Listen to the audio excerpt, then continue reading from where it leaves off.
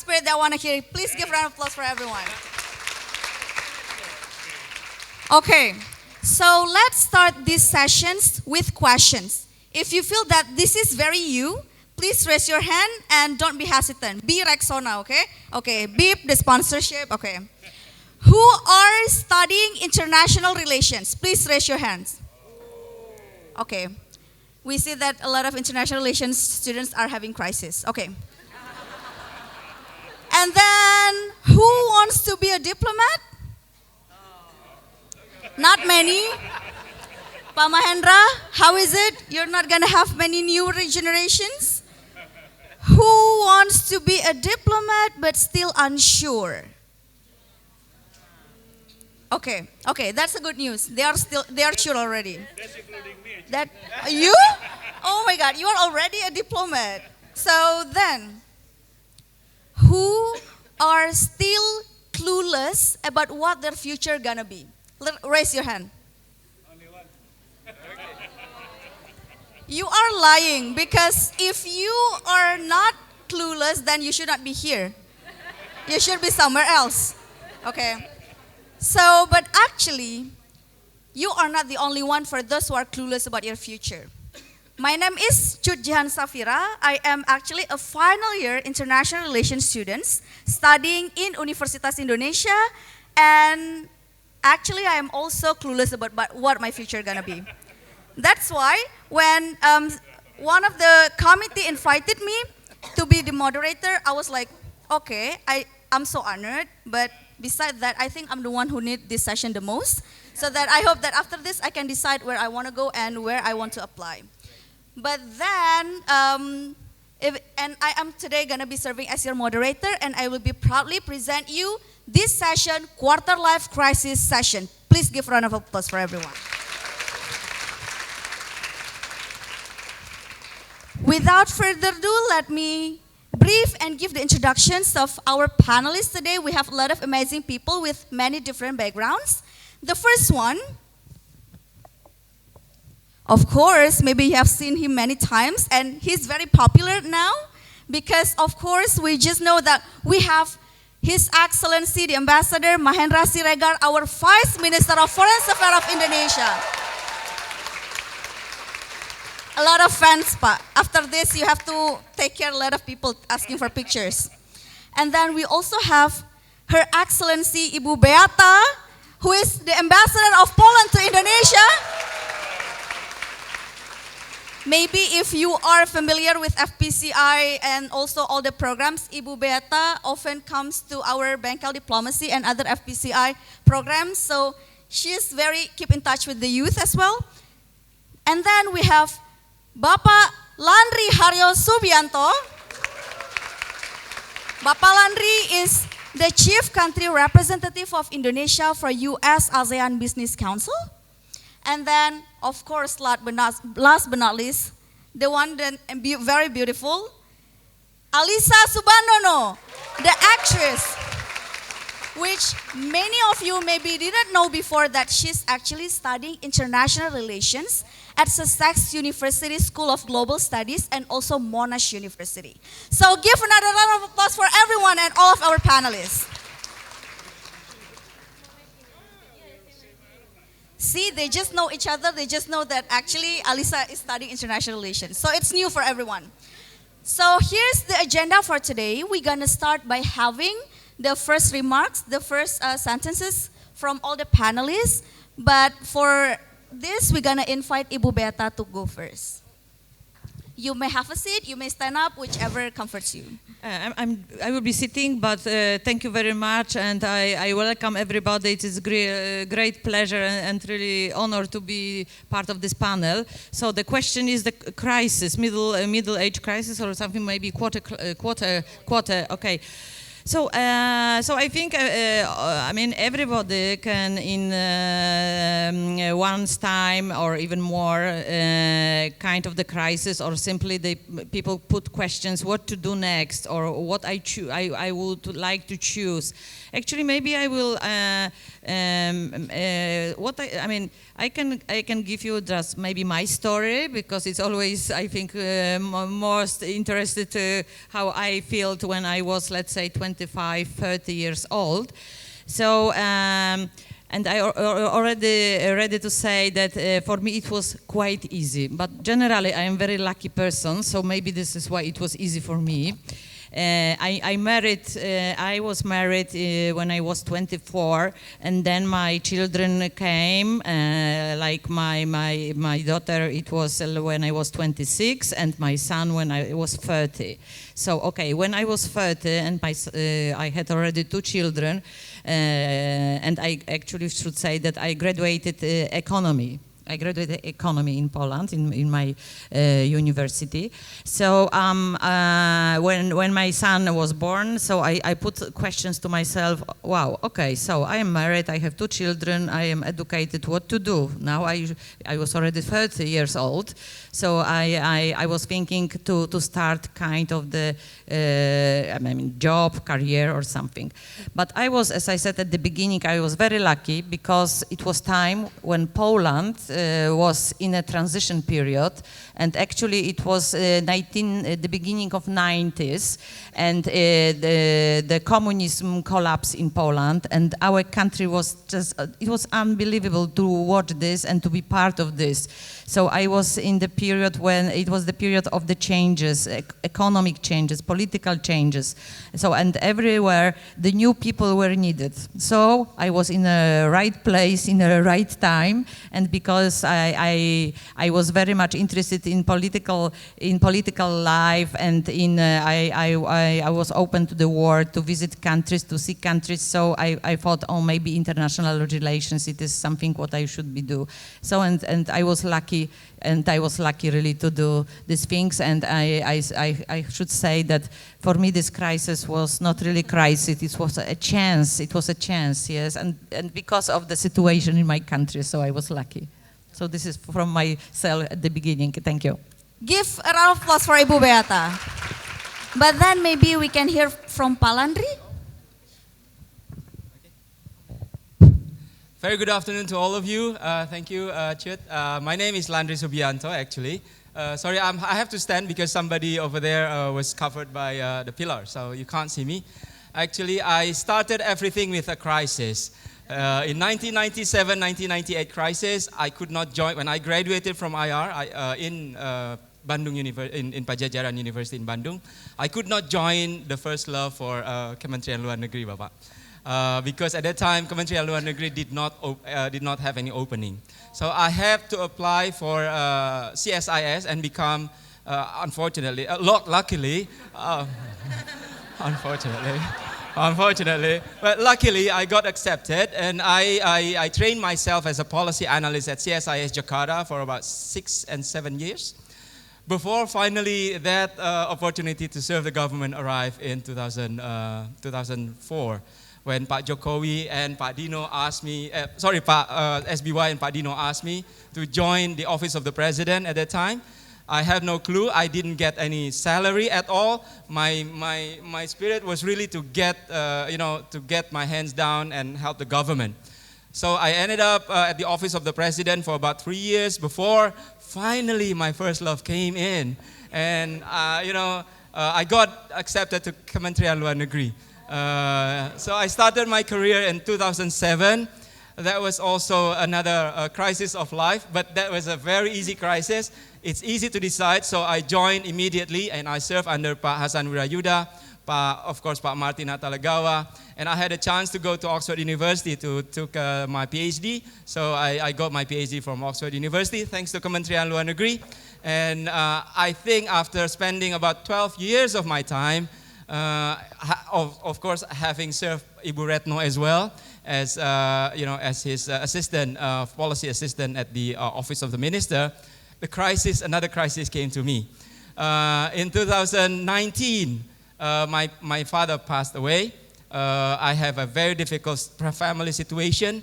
So I decided to take care of my mother because my mother was very ill and my mother-in-law was also very ill. So this time is a personal crisis. So I had to pick the options, and I reluctantly, Pak Mahendra was not at that time Vice Minister, but of course now I had to admit, Pak, very reluctantly, I had to quit Kementerian Luar Negeri, and in last May I joined the US ASEAN Business Council, business associations of 165 big top US companies operating in Southeast Asia. But in my position as Chief Country Representative, I try to help interpreting the governments of Indonesia's policy on various issues, trade and investment, hopefully using bringing in my 20 years of experience both in the private sector or in the government. So basically, crisis brings you to many, many options, including in career, but you have to live with the consequences, and IR has always been a good, a good study. We can discuss about it later. Thank you very much. Thank you for sharing the very personal story that we might not find in LinkedIn maybe, so we find it here today. And then next we can have from Mbak Alisa. Okay, Assalamualaikum warahmatullahi wabarakatuh. I think I'm the only one in here who's standing in front of you guys who have the most different platform all of the panelists in here, because I didn't work for the minister, I didn't work for the governor, I didn't work as a diplomat, but I work as a public figure who are an international relations graduate, and I hope that my story can inspire all of you who are having a quarter-life crisis right now, who are in the middle of the university's time, that still don't know what to do, and you're still clueless of who you are going to be in the future. So from my experience, luckily, when I was graduated from Monash University, I was still 19 at that time. So I didn't face the quarter life crisis at that time, but I have this work in the entertainment world. I work for about since I was 9. So I already work since the primary school, and I really enjoyed it. But why I chose international relations for my study? Because I think international relations are very unique, very interesting, and very global, because we can meet new people, we can meet the great, Mrs. Beata, and we can meet great people, we can attend, and we can show to the world that Indonesia is a very beautiful country, and we have a lot to communicate to the other country. And international relations is something that are very connected to our life. Even if you're not an international relations student, you still be updated from the media about what is happening to the world right now, what has changed from time to time. And that's what intrigued me to took the international relations studies for my bachelor, and minoring in communication. That's why I took corporate communication for my master's. And I think it made me who I am right now. I became a better person because I was an international relations graduate and master's in communication. And I hope that I can inspire people that even though your job will not be aligned with your studies right now, that does not mean the end of the world for you. You still have many ways to go. You still have many doors that leads you to a different world, and to your career, to your job, and to your anything. Thank you. Give round of applause for also Mbak Alisa. And then, of course, last but not least, Pak Mahendra.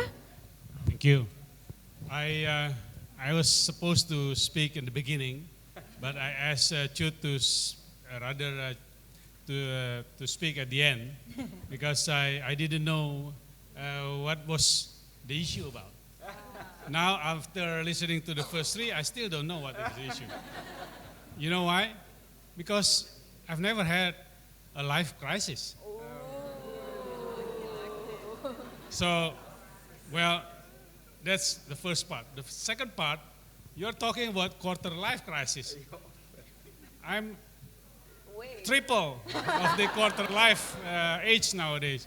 So rather than having or supposed to have 3 crises, I still don't think that I've had a life crisis ever. Now, that's a fact of life, okay? On the other side, I've joined 6 different ministries or institutions. First, the Foreign Ministry, and then the Coordinating Ministry for Economic Affairs, and then Indonesia Exim Bank, and then the Ministry of Trade, and then the Ministry of Finance, and then the BKPM as the chairman. So 6. In addition to that, I've been in and out, and in and out, and in and out, 15 companies. Don't ask me to name all of them, I don't remember now. So, what does it mean?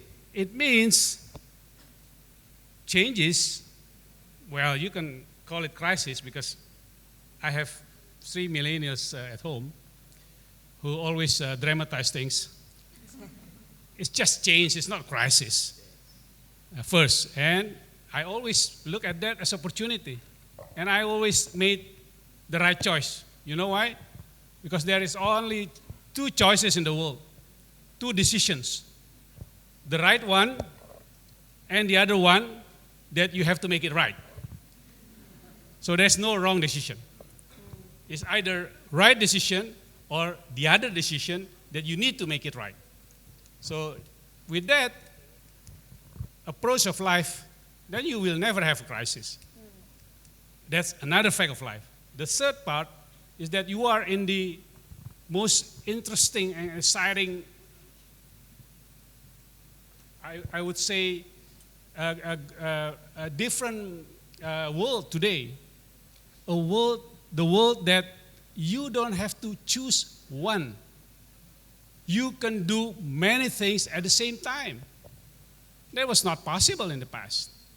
So that's why I need to move from one job to another. Until I also felt like you, I didn't have to choose one. I could do at one time, this was crazy, but until you are mastering this skill, don't try it too early because you can really get a life crisis. At one time, I did 12 things at the same time. So don't ask me how, because even at that time, I didn't want to think how. I just do it. So I do one thing in the first hour, and there's another thing in the second hour, the other part of the world, and the other part of the world, and so on. At the end of the day, I always enjoy it, and always get excited for the coming day, the following one. Thank you. Give another round of applause for Pak Mahendra Siregar. So there are several things you mentioned before that you have several different paths before choosing the current career that you are pursuing. And that we also heard a little bit about why you choose this career path. But we want to hear more about what was the main tipping point that, okay, I think this is the time for me to take this job, the job that you are currently taking. I think I want to hear from Mbak Alisa. Okay, so like I said before, I started working in the entertainment industry since I was 9. So it was a long time ago, and then when I reached the time of my university's time, I need to make choices. So it's either I continue my work in the entertainment industry, or I take a break for a few years and get my bachelor degree, and then go back home and continue the work. It was in 2008 when I was graduated from my high school, and I was facing this dilemma at first because I really like my work and I do still want to continue this work. But at the same time, my ambition in the education is getting higher and higher, and I really want to study overseas. So I chose to study overseas at Monash University and got accepted for the Bachelor of Arts Global. studying international studies and minoring in communication. It took me 2 years and 8 months to study that, and then I got my bachelor degree, and after that I went back to Indonesia. And when I came back to Indonesia, there's a question in my head: what I really want to do. Do I want to work at something new or continue my previous work?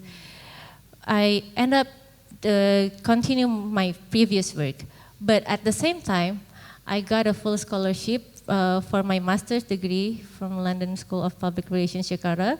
So I took that opportunity to continue my education, but at the same time, I'm still working for the entertainment industry. It is still a big question maybe for some people, because why do you have to work for the entertainment industry while you already have your bachelor degree? Why don't you just work for something new and get a new experience, like maybe working in the ministry, working as a diplomat? But it is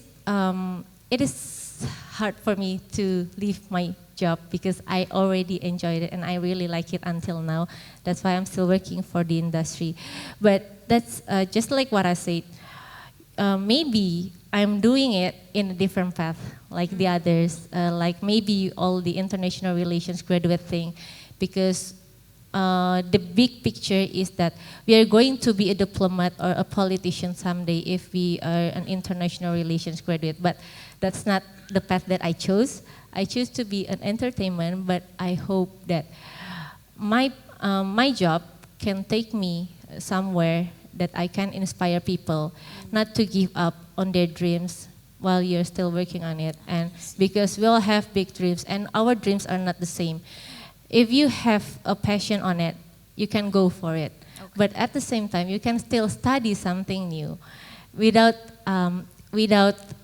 giving up on your dream. That's what I think. So passion, what really drives you to then taking the entertainment as the main focus of your career path now? Because it's hard if you work without passion. Yeah. You know.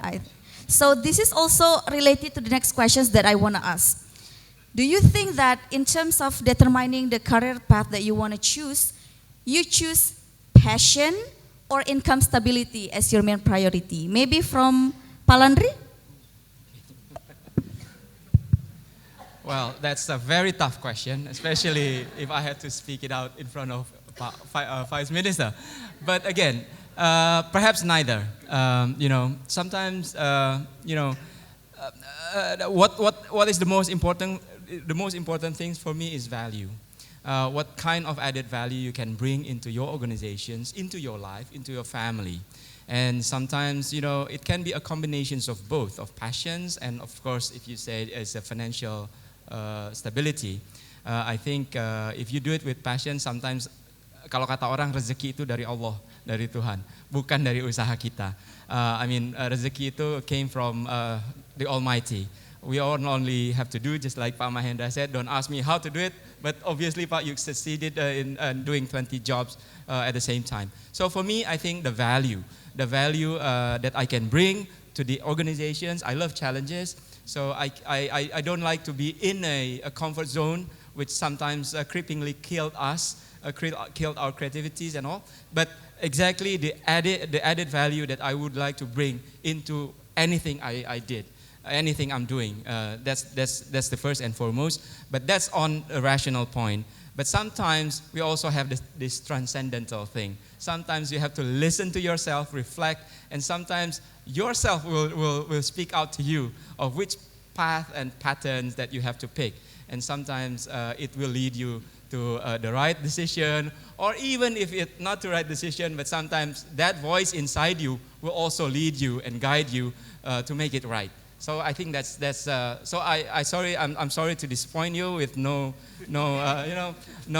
money or passion, but really it's all about values and listen to your instinct. But maybe we want to also hear from Ibu Beata.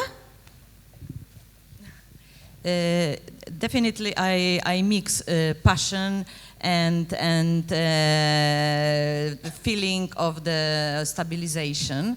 Actually, for me, the work in diplomacy, the job of diplomat it's so diverse, so interesting. Actually, I have to say that diplomat every day has to do something different. One day you deal, I don't know, with consular issues. One day you have to go somewhere to present a development project. One day you have to go to do public diplomacy. Another day you have to go and to open the cultural exhibition.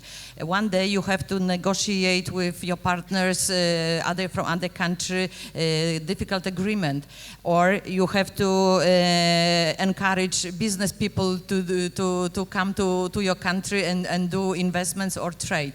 So it's the diversity of topics of the job of diplomat is huge. This is always gives me a lot of pleasure to work for that and to experience this. So I am very grateful that I can do this job. Really, I am in the diplomatic service since 1993. So it is like, oh Jesus, 26 or 7 years.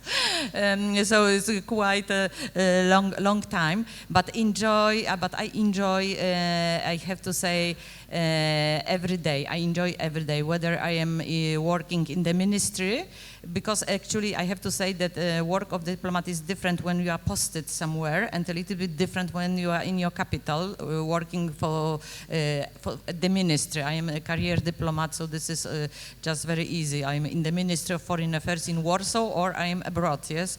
So, but it is also different. But working abroad, it's even the diplomat needs even more skills, because although of course the education, languages, and knowledge of the country which hosts you, history of this country, it's one thing, but another thing is like social skills, management skills.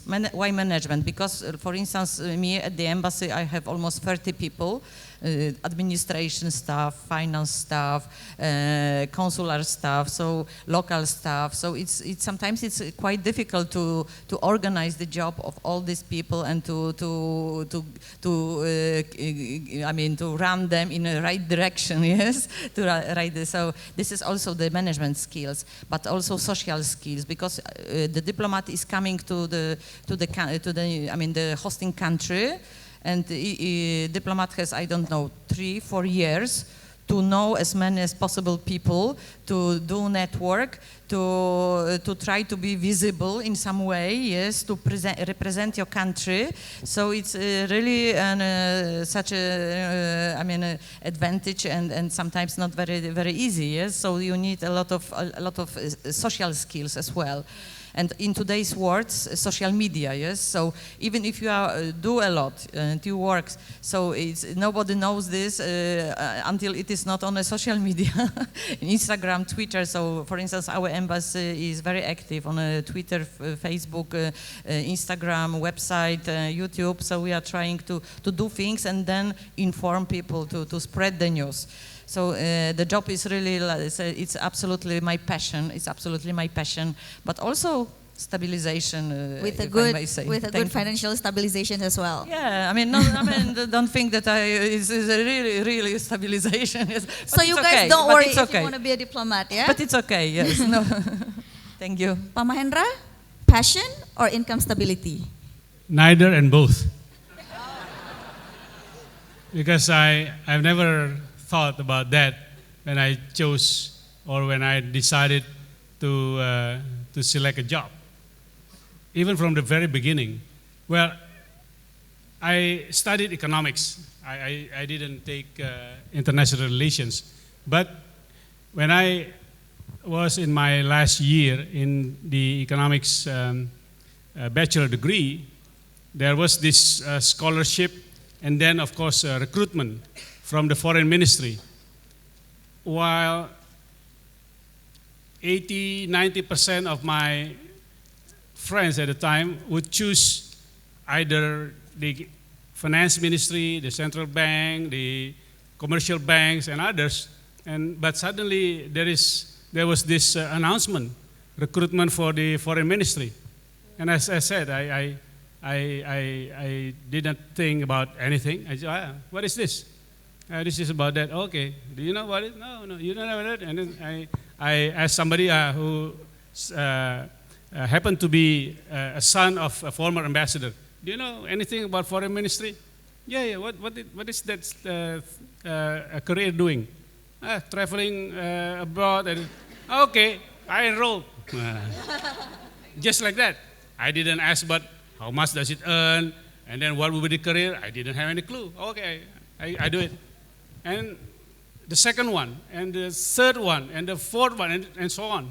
I just, what is this? I did, okay, let me join. And then, as I said, I didn't ask for either, but along the way, when you do it, you gain for both. That's the idea, because who are you to decide and to determine, okay, I want to have this one first. You are not the one that create the job. Who are you? Or the other one. Well, you can ask your dad if you want more money, but how can you ask money from your boss? It's already a standard. So these things you don't control. The things that you can control is your own emotion, is your own determination, is your own spirit of works or high enthusiasm. That's what you can control. Not these two things. Sometimes these are just given. But if you do things good, then you will be rewarded in the two sides. So I always look at from that perspective. And also now, we are in the world of disruption. Everything is being disrupted. So the choice is either you have to deal with the disruption created by someone else outside, or you disrupt yourself. If you disrupt yourself, at least you have a control of what you want to do with the disruption. But if you have to deal with the disruption caused by others, then you'll be weaker to be effective in that situation. So people talk about comfort zone. I talk about disruption, because comfort zone sometimes is just probably modification of what you used to have. But disruption is just, okay, now you go to the direction of Bogor. The next time, you go straight to Banten. That's disruption. Comfort zone is Bogor, and then you move a little bit, to Sentul or wherever. But still something like that. Now, if you are trained to disrupt yourself every other, if you're lucky every other year, then you can be the toughest person in the world. I've just been appointed as ambassador, and probably the shortest ambassador term ever, just 7 months. I gave the letter of credentials to President Trump in April, and then I was appointed in October as vice minister. People say, oh, how could you deal with 7 months? Well, let me tell you how. This is not my shortest one. I had the one in 4.5 months when I was appointed as the chairman and CEO of Exim Bank. And that was even much worse, because the salary went down by 1/10. Then again, if I would, I would not accept that, because how would you accept a job with 1/10 of your previous salary? But as I said, well, this is another disruption. Okay, bring it on. Okay, I'll take it. Okay, give a round of applause for all of our panelists. So before we open to Q&A sessions, we understand that actually the biggest questions today is, if you are an international relations student, is diplomat the only option? So I want to ask each and every of you, just quickly mention maybe 3 alternative occupations that us international relations students can also try to pursue. Just a quick 3 answers of occupations. Starting for me? Yeah. Outside of diplomat, right? Yeah, outside of diplomat. Movie star, bankers, and a good ulama or whatever. religious cleric. Because then project how beautiful Indonesia is to the world and to the next generation. Thank you. So it's quite a difficult question because usually when somebody is studying international relations, it is just one thing, okay, diplomat. But to be frankly, now, for instance, in Poland, we accept more and more students graduated economy and law rather than international relations. Because also what was saying today Pa Mahendra during the panel downstairs is that the economic diplomacy, which is now so popular term for I think many countries. So so not necessarily that international relations mean that you will be the diplomat. But I want to say that first of all, many institutions in Poland, but also in Indonesia, have international relations departments. Every bank, every company, every corporation have something like a tourism office, or they have always international relations departments. So I think it is also good for students graduated this studies. Okay, thank you. Okay. From my point of view, as a public figure, as an entrepreneur, or as a content creator. Well, again, in this globalized world or world of globalization, the sky is the limit. Name one career or job in this globalized world that does not require international relations skill. It's none. So anything and everything. So the sky is the limit. That is one. The second one, why on earth, when you already earn a degree or mastering a subject, why do you stop there? You can do so many other things. Just do your own research, your own study, or even join another school or another program. So it's only you that constrain and restrict yourself from being so much more opportunistic in a good way to gain all the knowledge as well as the jobs. So, as I said, the sky is the limit. Give a round of applause for all of our panelists.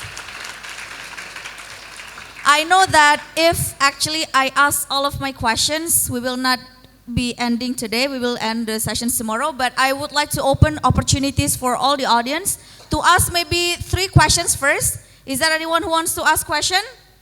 Introducing myself, my name is Oiza Sativa Ramadana, majoring international relations on UPN Veteran Yogyakarta, and I'm on the 5th semesters. Come to the questions that is aligning both of the premise of the guarantee that we've been discussing this afternoon. Actually, it is a little bit story of myself, which is that when I come up to the decision that I want to study international relations, actually it was a long story until I decided that. And now that I'm studying international relations, I have a really idealistic mind, which that I really want to be a diplomat or ambassador or a foreign minister, such thing like that. But the thing is that nowadays, when I become so realistic on other side, I feel that the rivalry and the competition on nowadays is very tough, okay. And which means can us as the generations, the upcoming generations, can be guaranteed for us to be replacing or exchanging for those incredible and honorable speakers in front of us to sit up there and to reach our dreams in the future. Thank you so much. Okay, thank you. I want to ask Mr. Mahendra Siregar that you just said that, oh sorry, My name is Pradipta Nugraha Firdausa. I'm from International Relation Majoring. I'm from Veteran Jakarta University. So, Mr. Mahendra Siregar, I want to ask you about how do you do an adaptation in terms of your job? You just said that you working on some company too, and then now you are working as the Vice Ministry of Foreign Affairs. How do you done some kind of adaptation regarding your job? I believe that working on the companies and working on the ministry is a different thing. Thank you. Please introduce myself. My name is Zizi. I'm come from FPCI chapter Universitas Muhammadiyah Yogyakarta. So my question will be, Mr. Mahendra already told us that there is no life crisis but only change. But Mr. Landry also saying that crisis bring you to many options and consequence. I also study about crisis in Universitas Muhammadiyah Yogyakarta, that crisis bring us to a lot of option and the maximum condition toward a problem. But in here, I want to ask that on how you framing crisis and on how you framing a change. Thank you. That's all. Thank you so much, Zizi from Universitas Muhammadiyah Yogyakarta, if I'm not mistaken. So the questions was about how you frame crisis, but how you also see chances. So do not mistaken the two. So maybe we can have the questions from Oriza first. Maybe we can have Ibu Beata answering. First of all, in your life, I think what is the most important, not to think, okay, I will be minister or I will be ambassador, but simply hard work.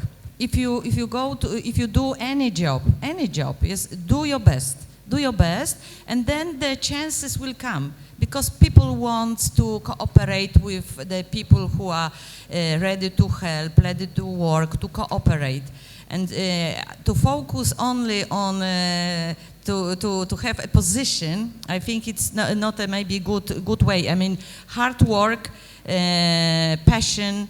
Good energy, and definitely the success will come. And you have always to believe that success will come. Yes. So, but concentrate not rather that concrete. I want to be a minister. That's it. But hard job. Yes. And I think this is the way. This is the way. And then, was that answering your question, sir? Okay, we can have one more. Anyone who wants to add? If I may take this one, your name is Oriza Sativa, right? I will buy anyone a drink if you can answer me what is Oriza Sativa. That's a lot. Okay, good. It means that your name is very familiar. I think what we have to do before we can inspire others is to inspire ourselves first, right? Before we have to always self-improve ourselves. Don't think about competition as the only guiding point for you, but also try to always improve yourself, because I think after all, by improving yourself, then competition is only a matter of adjusting and staying ahead of others. And just like Pak Mahendra also mentioned, how dare you to disrupt the whole system, and how bold you are in your determinations. But in the end, after all, we're only a person, we're only human, right? So never forget that there's always the universe that sometimes you have to work with. And that's, again, just my 2 cents for you. Thank you.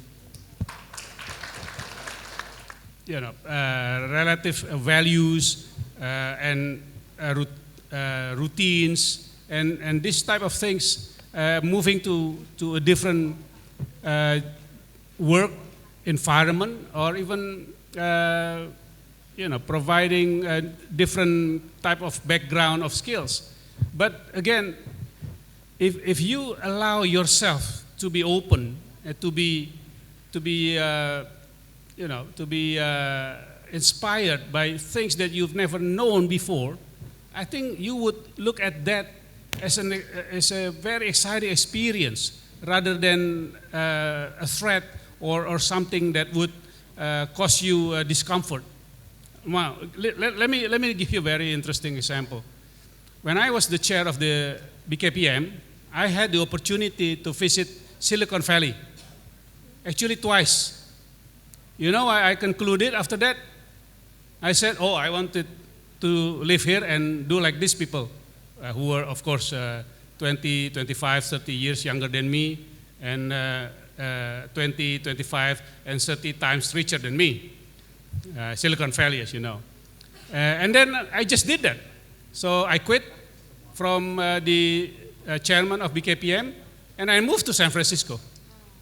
And I joined a venture capital and become a managing partner. I didn't know anything about technology. My background was in economics. Well, you know what? At the time, my son really mocked me on this. Dad, are you sure you want to go to Silicon Valley? Yes, why not? Look at your handphone. What's wrong with my handphone? It's BlackBerry. What are you going to do in the tech society when the old BlackBerry phone?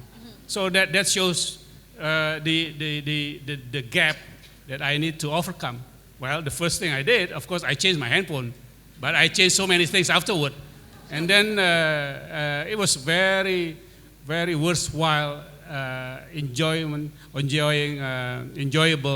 experience in Silicon Valley for over a year, living with this so super smart, super ingenious people. When they speak, I can only understand them in the first 3 minutes. Afterward, I got headache. They were so super smart, and they were just 20 years old, 22 years old, from all over the world. I think, how could so many super genius people come and live together in the same place? Oh, unbelievable. But I'm really happy I did that. Now, after that, after knowing nothing about technology, I became advisors of, I don't remember now, probably 10 or 12 startups. And because of that, they give me the shares. Of course, like any other startup, they don't pay me anything. So, you see, it's up to you. It is you, your mindset, and your heart that stop you from moving and doing anything else than what you're doing now. Give a round of applause for Pa Mahendra and all the answers that has been given by the other panelists as well. Maybe last questions before from Zizi. The questions was how you frame chances and not mistaken them with the crisis. We can have from Mbak Alisa. Yeah. How do we face crisis? Well, we all have our own crisis in our life, and everyone is different, right? We cannot avoid it. We cannot hide it. Everyone is having their own crisis. But how do you take this crisis and look for an opportunity to the crisis is just like Pa Mahendra said, you're the only one, the sky is the limit. So nobody can tell you why, how, and what to do unless yourself. Because crisis is just another obstacle that you're facing. But after the crisis, there will be a rainbow. And once the rainbow comes, all the things that you are dreaming of will come to you unexpectedly. And you just go with it. So in every crisis, there are also every chances. Just make sure that you're looking forward, not looking behind. Because once you're looking forward and you know that you want this really bad, you will go for it. No matter how hard it is, no matter how many times you have tried, you just go for it. Just don't give up once just because of one failure. Because failure makes you makes you wiser. Failure makes you becoming more successful in the future. So I think it's only you who can answer that question on how and why. Zizi, in every crisis, there is always chances. So there for you to take the answers for this. Give a round of applause for all of the speakers that we have. For the very last questions, please, each and every of you, just say three words, which is the advice to all the international relations students and maybe other students that are having quarter life crisis? Just three. Maybe we can start from Pak Mahendra. 3 words. Advice. Study maybe or issue. Yeah. Well, this is 4 then. Well, let me rephrase. There isn't a life crisis. Okay. Give round of applause. There isn't any life crisis. Mbak Alisa? 3 words. 3 words. Is it okay if it is 4 words? Okay. Just a quick 4 words. Okay. Study smart and choose wisely. Okay. Study smart and choose wisely. Give a round of applause for Mbak Alisa as well. Ibu Beata? Courage and hard work. Courage and hard work. And then Palandri? I think optimism, positive, perseverance. For the last closing remarks, I just want to quote all of our speakers here that actually, remember, Pak Mahendra said, you cannot control your salary, but what you can control is your mind and yourself and how you see the situations. And then aside from that, always see crisis instead of a thing that you have to overcome, but a thing that you have to take the chances and the things that you have to look up to in which you will always perform better and improve yourself. For the closing, I just want to ask each and everyone to say that if I say quarter life crisis, please say it's my chance. Quarter life crisis, you have to say it's my chance. Can you do it after me? Yes. Can we try? Yes. Is anyone taking videos? Okay. We can ask together. Quarter life crisis? It's my chance. Quarter life crisis? It's my chance. Quarter life crisis? It's my chance. Give round of applause for everyone. I think that's the end of today's session. Hopefully everyone after this can get something and gain something and choose wisely about what you want to be next. And then hopefully after this, I'm gonna see you on top. And thank you.